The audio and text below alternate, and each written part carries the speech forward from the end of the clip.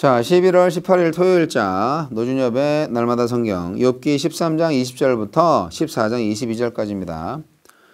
오직 내게 이 두 가지 일을 행하지 마옵소서. 그리하시면 내가 주의 얼굴을 피하여 숨지 아니하오리니 곧 주의 손을 내게 대지 마시오며 주의 위엄으로 나를 두렵게 하지 마실 것이니이다. 그리하시고 주는 나를 부르소서. 내가 대답하리이다. 혹 내가 말씀하게 하옵시고 주는 내게 대답하옵소서. 나의 죄악이 얼마나 많으니까 나의 허물과 죄를 내게 알게 하옵소서. 주께서 어찌하여 얼굴을 가리시고 나를 주의 원수로 여기시나이까. 주께서 어찌하여 날리는 낙엽을 놀라게 하시며 마른 건부를 뒤쫓으시나이까. 주께서 나를 대적하사 괴로운 일들을 기록하시며 내가 젊었을 때에 지은 죄를 내가 받게 하시오며 내 발을 착고에 채우시며 나의 모든 길을 살피사 내 발자취를 점검하시나이다. 나는 썩은 물건의 낡아짐 같으며 좀먹은 의복 같으니이다. 여인에게서 태어난 사람은 생애가 짧고 걱정이 가득하며 그는 꽃과 같이 자라나서 시들며 그림자같이 지나가며 머물지 아니하거늘 이와 같은 자를 주께서 눈여겨보시나이까.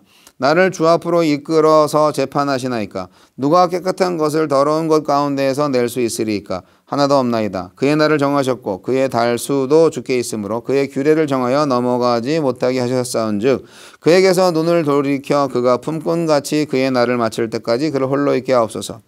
나무는 희망이 있나니 찍힐지라도 다시 움이 나서 연한 가지가 끊이지 아니하며 그 뿌리가 땅에서 늙고 줄기가 흙에서 죽을지라도 물 기운에 움이 돋고 가지가 뻗어서 새로 심은 것 같거니와 장정이라도 죽으면 소멸되나니 인생이 숨을 거두면 그가 어디 있느냐. 물이 바다에서 줄어들고 강물이 잦아서 마름같이 사람이 누우면 다시 일어나지 못하고 하늘이 없어지기까지 눈을 뜨지 못하며 잠을 깨지 못하느니라.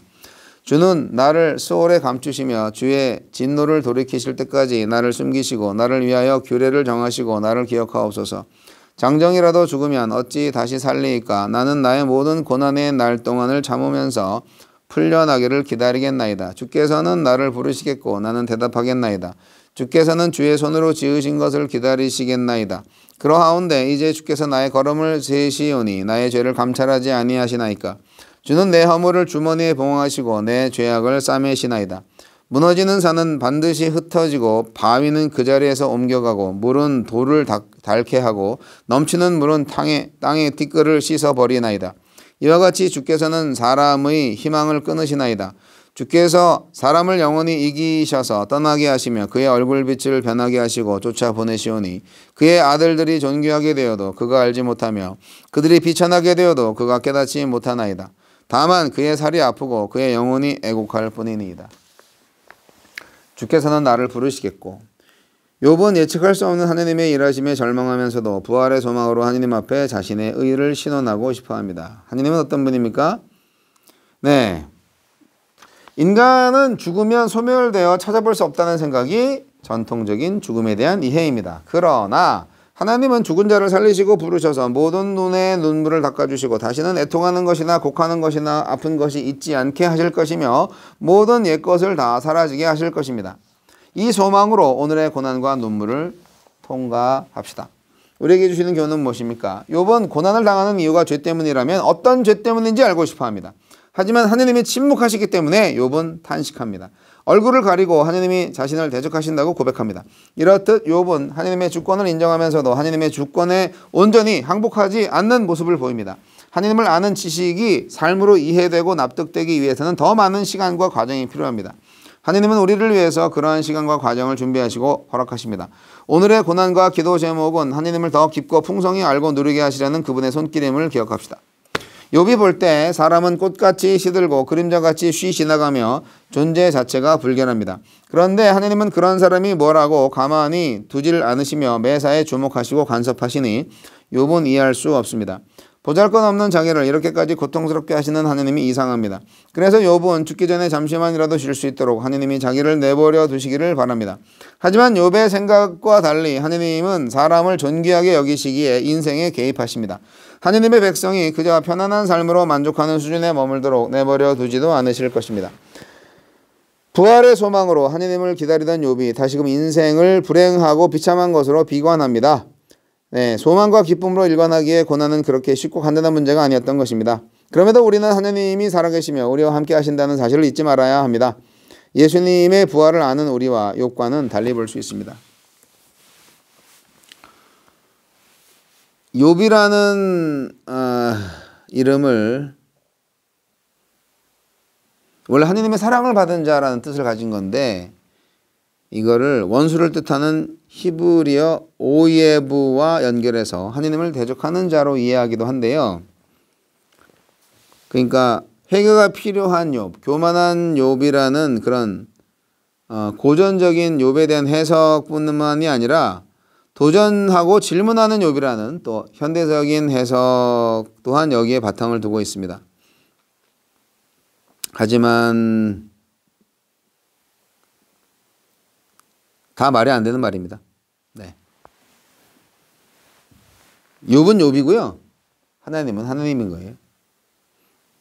욥의 친구들은 욥의 고난의 원인을 하나님을 바라보지 않아서라고 진단을 했어요. 문제의 원인이 그러하니 문제의 해결책 역시 마찬가지죠.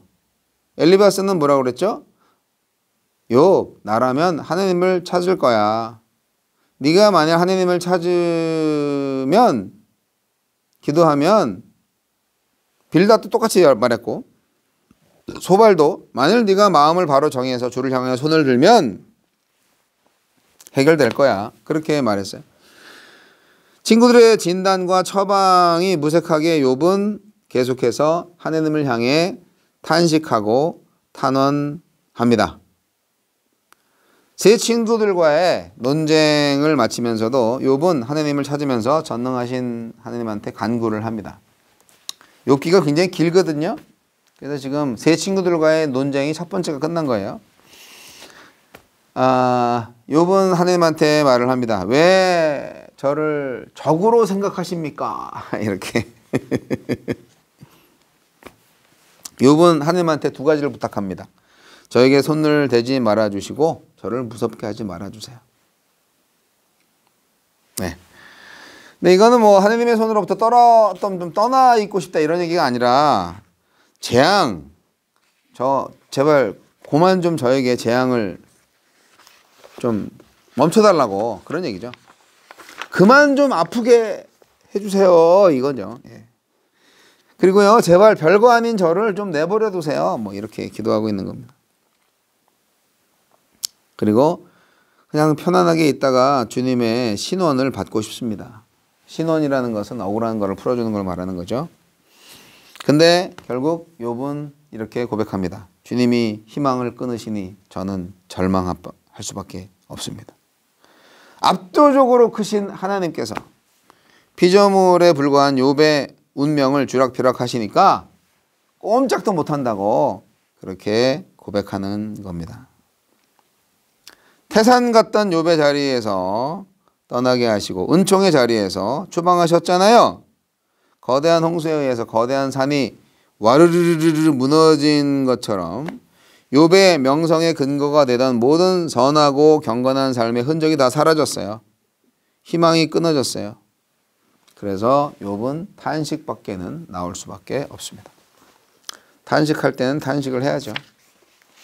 어쩔 수 없습니다.